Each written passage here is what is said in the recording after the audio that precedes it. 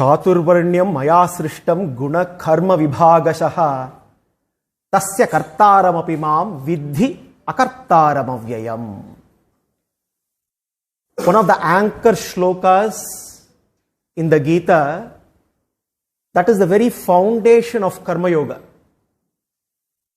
Way back in the 4th chapter, when Krishna discusses in brief through this one shloka the classification in the society, the system of Varnas, in the context of his exposition on the Karma Yoga, it possibly was not so very clear to many of us as to the necessity for this classification. But then as we progress through the Gita, completing 18 chapters, and then when Krishna once again takes up summarizing Karma Yoga, he takes up the necessity for Varna. And in that context, it becomes a lot more clear to us as to the reason for this kind of a classification and the significance of the Varna system as a foundation for the practice of Karma Yoga.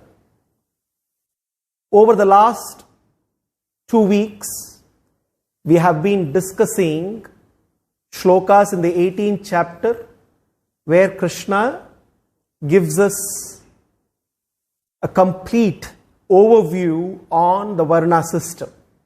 And today, we are going to conclude the system of Varnas, having discussed the identification, classification, and assignment of Varnas. Krishna takes us through how do we identify Varnas? How do we classify the Varnas? How do we assign the Varnas? So having understood all the 3 aspects of Varna system, in this concluding portion, we will see how the system of Varnas is foundational for Karma Yoga and it is foundational for our spiritual progress. A quick recap of what we discussed over the last 2 weeks. We looked at identification and classification. Chaturvarnyam maya srishtam guna karma vibhagashaha. We divided the society into categories based on guna, swabhava, one's mental makeup, based on karma, the nature of occupation, the work that is done, and of course based on jati. And then we also looked at what are the characteristics of each of these Varnas. How do we define these Varnas? What are the key qualifications for each of these Varnas? And in that process, we can summarize how a Brahmana deals with principles, ideas, concepts. A Kshatriya deals with people management, because a Kshatriya is a leader. A Vaishya primarily deals with people and animals. A Shudra deals with things. And we also saw how a Brahmana typically is dedicated to education. A Brahmana can sacrifice everything for the sake of knowledge. Thirst for knowledge. Thirst for knowing the scriptures, understanding the scriptures. Whereas a Kshatriya has a passion to protect, passion to give shelter. He leads by example, sacrifices everything for the sake of protecting people. On the other hand, a Vaishya is a supplier of basic needs in the society. A Vaishya is one who dedicates one's life for wealth creation, for the prosperity of the society. And a Shudra is one who is inclined to serve people, propensity to do physical things, physical work, deal with things. And therefore, having understood this kind of a classification, Then Krishna takes us to Shloka 1845. Having defined Brahmana, Kshatriya, Vaishya, Shudras, he gives the definition of the karma, the occupation for each of these. And then we see what is the right fit between the job description and the qualification that is required. And having given those details, now Krishna talks about how one can, by adopting the system of Varna, the Varṇadharma, how one can progress spiritually. Sve sve karmani abhirataha samsiddhim labhate naraha. Swakarma niratas siddhim yatha vindati tat shrunu. Hey Arjuna, yatha vindati tat shrunu. Sve sve karmani abhirataha. Sve sve karma. Sve sve karma here is duty. Duty based on one's own nature. Swadharma. Based on one's swabhava. Sve sve karma abhirataha. Rataha abhirataha. By being engaged, by fulfilling one's duty, ordained duty, prescribed duty. Sve sve karma here is duty that is prescribed. Each and every one of us have duties prescribed. Varṇadharma is a prescription given to us. The nature of work is defined based on swabhava, so that there is right fit.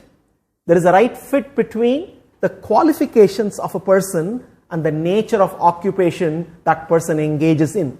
Sve sve karmani abhirataha samsiddhim labhate nara. Samsiddhi, perfection, completion, a feeling of completeness. All of us are essentially seeking this completeness.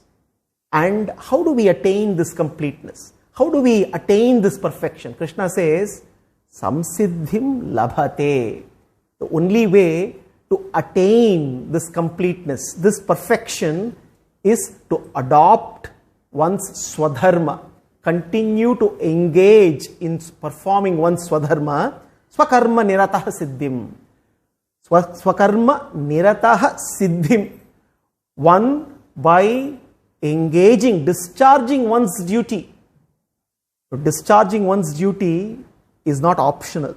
This is what Krishna keeps telling Arjuna throughout the Gita. Hey Arjuna, doing your duty is not optional. You have to necessarily discharge your duty. It is in the process of doing your duty you can actually attain spiritual progress. Many times we think doing work and engaging in spirituality are two different things. We put things in, we compartmentalize things. We have our job, we have our housework, we have our cultural work, we have our social work, and then we also do some spiritual activities. We think all of them are compartmentalized. We think each of them are in a different compartment, and many times they all conflict in terms of our time, our attention, our energy, our resources. But Krishna is very clear. There is no conflict whatsoever. Doing one's duty, one can progress spiritually. Swakarma niratas siddhim yatha vindati tachshrunu. Hey Arjuna, listen to me as to how, by continuing to do your work, by engaging in whatever you do, we don't need to change what we do. If we need to progress on the spiritual path, we don't need to change the work that we do. We can keep doing whatever we are currently doing. It is just the way we do things has to change, not the work. It is the way that we need to do. So Krishna brings the importance of Varṇadharma to a conclusion. So let us chant this shloka all together. Sve sve karmani samsiddhim labhate naraha. Swakarmani rata siddhim yatha vindati tachshrunu. Here, sve sve karma. This is very, very, very important to highlight here. Essentially, all of us have our own unique mental makeup, our own abilities. We are gifted with so many things, but unfortunately, our focus is always on things that we don't have. Even when it comes to the work that we do, we are always looking at the abilities that we don't have without recognizing the abilities which we already have. So therefore, when we choose any kind of work that we do, we often overlook the most important factor in the choice of the work that we do. Do I have the right ability to do that work or not?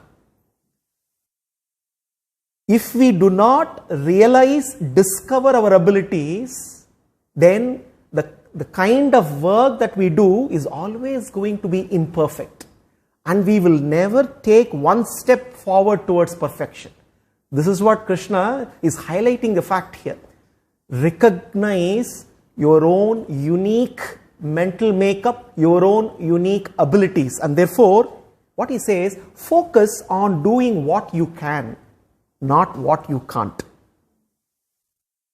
We are always in a world where we are driven by competition. When there is competition, it is all about trying to do everything and anything because we are trying to compete with the other. And in that process, the focus always becomes on what we cannot. And we keep failing. When we focus on what we can, the Varna system that we discussed showcases very clearly that each and every one is unique. And each and every one has unique gifts, unique talents, unique skills, unique abilities. When the ability is matched with the nature of work that is done, then one can easily progress in the work that one does. So Krishna says, focus on what you can and what you not. So in that context, if we look at what we discussed, how do we fulfill the purpose of our life? We said there are two things. To fulfill our life's purpose, we need to be constantly looking at two key things: material contribution, spiritual evolution.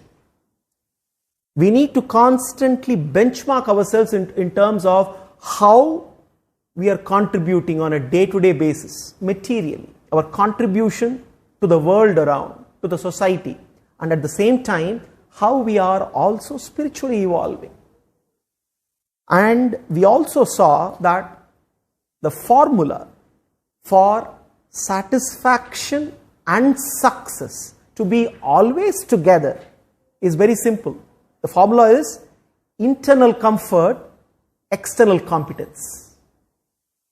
Internal comfort, external competence. In any work that we do, externally we should be competent to do the job. At the same time, we should also be internally comfortable with the work that we do. If there is a conflict, if we have discomfort in doing the work, we may have the competence, we may temporarily succeed, but there is not going to be contentment and we cannot sustain that success. It is not true success. Therefore, we need a combination of external competence and internal comfort. Now, let's put both of these together. How do we fulfill our life's purpose? Material contribution, spiritual evolution. For material contribution, we need external competence.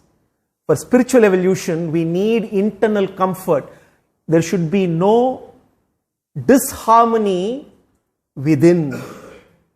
If we are not aligned with our nature, there is going to be disharmony within. When there is discomfort within, we are always going to be struggling in whatever work we do. So, if we need to have a calm, composed mind, if we need to develop equanimity, if we need to experience contentment, it becomes important that we have internal comfort in doing the job. So, therefore, the only way we can fulfill life's dual purpose of material contribution and spiritual evolution is by matching our swabhava with the work that we do. So now it becomes very clear to us how Varṇadharma enables us in fulfilling our life's purpose. How does Varṇadharma enable us in fulfilling our life's purpose? When our swabhava, our characteristics, our qualifications match with the kind of work that we do, the work that we do is going to be perfect and we can contribute materially. When there is no inner conflict with the kind of work that we do, when we have comfort internally, we would also be able to start cultivating sattva and also spiritually progress. So therefore, Varṇadharma is aimed at enabling us fulfill our life's mission of material contribution and spiritual evolution. There are two perspectives of life. One is what we can call materialism. The other is what is called spiritualism. Now, when we look the world with the lens of materialism, matter alone matters. Everything is about matter.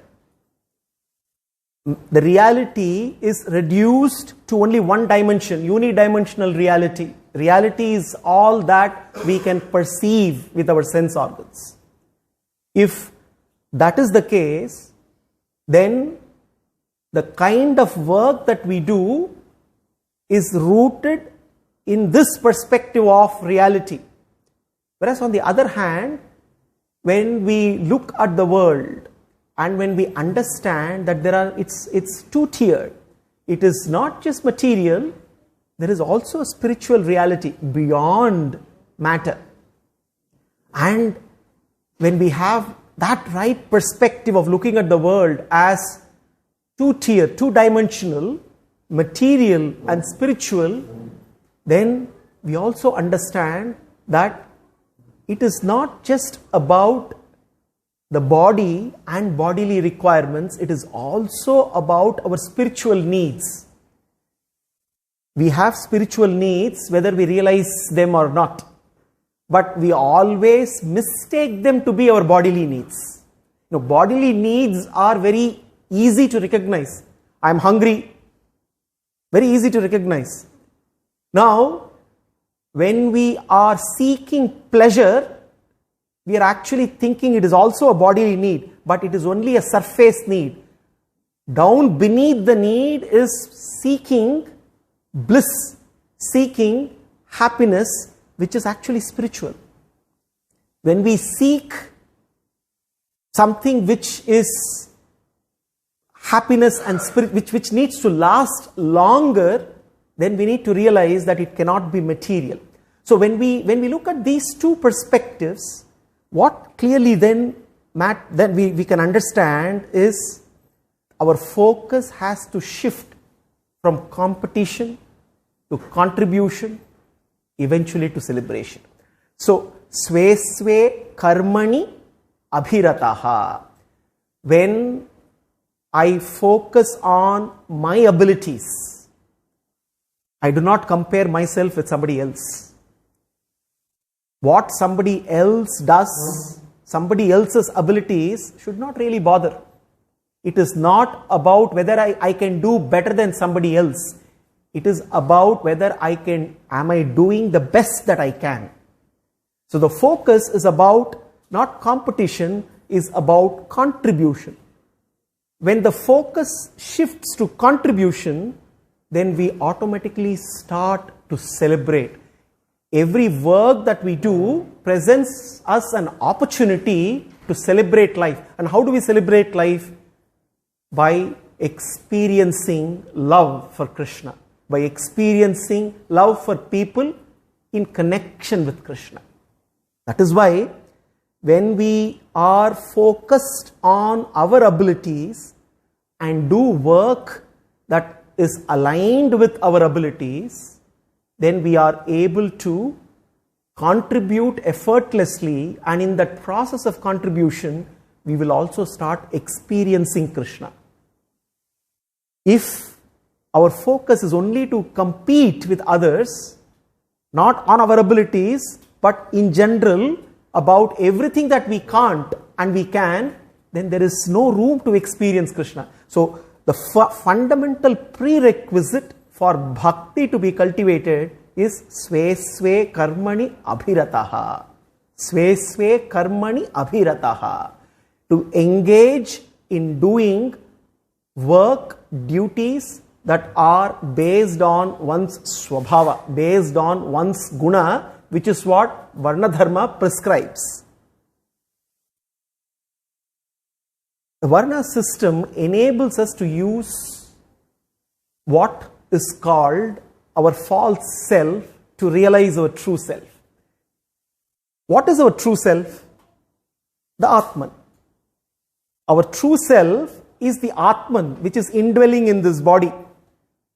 But we seldom recognize our true self. We are always operating at the periphery. In any action that we do in our life and living, we are always operating at the periphery. Periphery is what? At the level of the body. Which means we never recognize our own true self, which is the Atman, but we recognize the false self. What is the false self? The body is the false self. The mind is the false self. The intellect is the false self. So therefore, when we do our activities, we are always operating at the level of the body, mind, intellect, the false self. But Krishna says that is fine. He says, we need to start from there and use the false self to realize the true self. Use the false self to realize the true self. This is the only way. Because our mind is given to us, our mind and intellect are given to us for this purpose only. Manayeva manushyanam karanam bandha mokshayoho, Parashara says. It is the same mind which is responsible for our samsara. It is the same mind that is also the enabler for moksha. The tool is the same. How do we use the tool is different. The instrument, the vehicle given to us the same, the body. Just like how we have a car, the vehicle is there, the destination that we go to will differ. So therefore, how do we use the vehicle that is given, the false self? What is the false self? It is a self-identification with what we are not. But what is important is, we should at least know the content of our mind, our gunas. To that extent, we should do self-discovery. Even if we don't realize our true nature, which is underneath the mind, at least first we should know what is the content of the mind. That is the first starting point. Knowing the content of the mind is knowing our swabhava. If we do not realize our swabhava, we will never realize our swarupa. No, these are two important terms. Swabhava, characteristics. Swarupa, nature. Swarupa of the Atman is not very easy to recognize, to be aware. Swabhava of the mind, the characteristics, with a little bit of a reflection, we can easily find out. Our swabhava, the characteristics, what are our interests, what are our inclinations, what are our likes and dislikes, our attitude. Now all this we should be able to discover with little bit of reflection. Our mental makeup in terms of sattva, rajas and tamas, we should be able to find out. If we are not able to discover this, we have a problem. We should ask our spouses. They will know. We will never admit that we will ever be angry. Will you be ever angry? No, never in life. You should not ask yourself. You should ask your spouses, who will say how many hours in a day anger rules us. So either way, it's very easy to discover our swabhava. So Krishna says, step 1, discover your swabhava. Understand your false self and know that it is false. Knowing your false self, do work that is aligned with your swabhava. So therefore, at least at the level of material work, there is no disharmony. Because if there is disharmony at this level, then we can never progress. We are always struggling at the bottom level. We are not able to take one step towards understanding, realizing the true self. So the struggle at the bottom level first should be sorted out. What is that struggle? Struggle between my swabhava, my characteristics, and the work that I do. If there is a fundamental struggle there, if the war is going on a daily basis, we are consumed by that war. We are always unhappy, in a state of distress, stressed out all the time. If we do not like the work that we do, we all know that. Whatever be it, if we do not like the work that we do, we can never sleep. This is something we experience many times. So therefore, that match between swabhava and the work that we do, this is what Varṇadharma does, bringing that alignment. The work is assigned based on swabhava. So using the false self and realizing the true self, that identification, slowly the transformation will happen. And how does the transformation happen?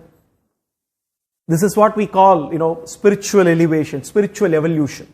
We said two things: material contribution, spiritual evolution. Two parts, two facets of our fulfillment of our purpose. Now, once we start materially contributing, it becomes easy for us to evolve spiritually. Now, this we need to understand. Now, at the start, when you have a self-image which is so very different from your real self is your Atman. Your self-image is based on what you think you are, which is not what you are. Because your self-image is based on your body, based on your content in the mind.